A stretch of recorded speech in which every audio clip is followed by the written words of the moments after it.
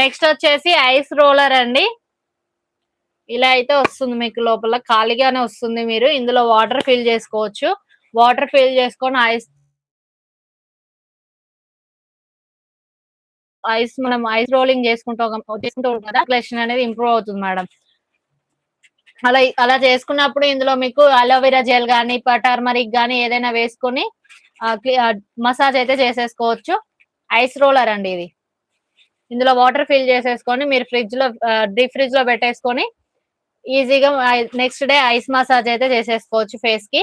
Price వచ్చేసి 169 madam. Price వచ్చేసి 169 అండి.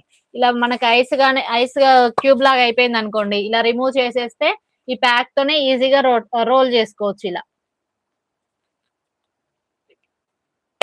ఓకేనా మేడం? ప్రైస్ వచ్చేసి 169.